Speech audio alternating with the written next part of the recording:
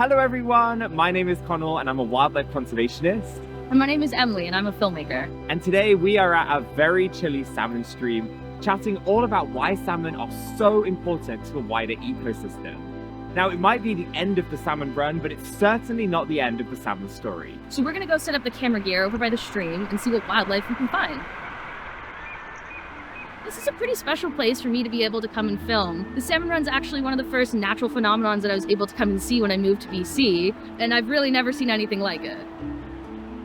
It's amazing to think that these fish just a few months ago were out in the Pacific Ocean, where they've lived for years, avoiding the predators out there, before using the Earth's magnetic field and their sense of smell to get back to the same river they were born in. The salmon are here to lay and fertilize their eggs before completing their life cycle and dying. You can see the salmon scattered throughout the forest and the stream. But this really isn't a sad thing. It's actually really amazing. They've made it against all the odds to make it back to the river to complete their life cycle. This is an ongoing process throughout the winter that changes from week to week. As you can see, we're really just left with a few stragglers. We're here in late December and I'm surprised to see just how many salmon are still swimming upstream. You can kind of already see behind me how many birds the salmon run actually brings into the stream. If you come here in the summer or the spring, you won't see anywhere near as many gulls as you do here in the fall and winter. The gulls flock to the salmon streams from all over the coast, and you can see them feeding on the salmon behind me. It's a vital part of how they survive over the winter. And as usual with gulls, it's chaos. We've been seeing squabbles and disagreements and just general drama.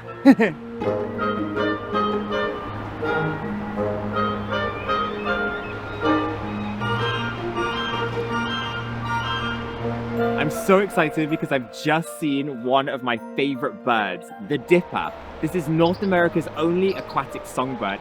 It's been really remarkable to see them coming in and out of the stream and singing away on the bank whilst grabbing and eating those salmon eggs. Dippers are found right along the salmon streams, and they'll be here the entire winter. So on cold days like today, it's really important that they're able to have a reliable food source. And this is exactly what the salmon provide for them. So whilst we're talking about birds, it's really cool because even non-aquatic species of birds are relying on the salmon run.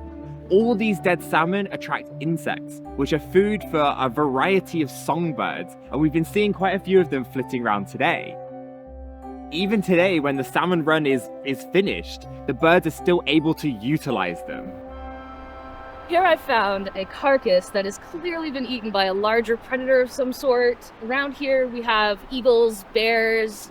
Now, we haven't seen anything today, but they're definitely here. During the actual salmon run, these predators are gorging on the salmon. Bears pack on the pounds in order to make it through the winter. It's this predation that drives what we are seeing now, the fertilization of the forest. So how do they do it? When a predator like a bear, an eagle, even a gull catch their salmon, they often move it away from the stream and into the forest. As they move it through the forest, bits drop off. They'll then usually find an area where they'll feed on the salmon, but they only eat certain parts of it and leave most of the carcass behind. So with multiple predators doing this multiple times throughout the day, that's a lot of salmon that's being moved from the stream to the forest. So why is that significant? Well, in each salmon there are vital nutrients from the ocean, such as nitrogen. This is then released when the salmon decompose into the soil, and that's good for the forest itself.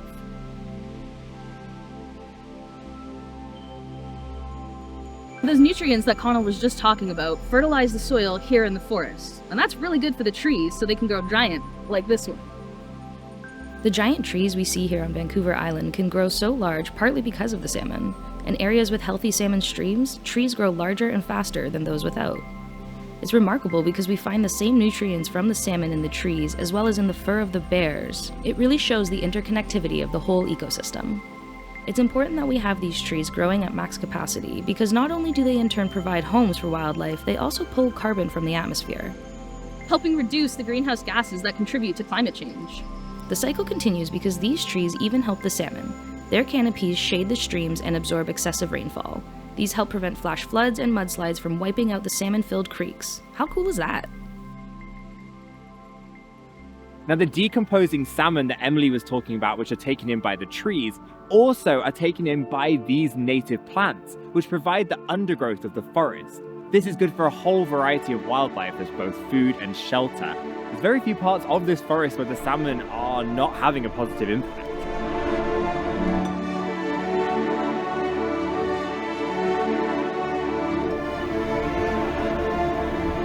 Salmon run really is a magical thing, and it's ongoing throughout the year. And it's a key reason why we have so much biodiversity here in coastal British Columbia. I've had a blast being here filming. We have seen so much wildlife, and that's really just the tip of the iceberg. It's been the best, but for now, we're gonna go warm up because it is freezing today. Okay, we'll see you later. Thanks for watching.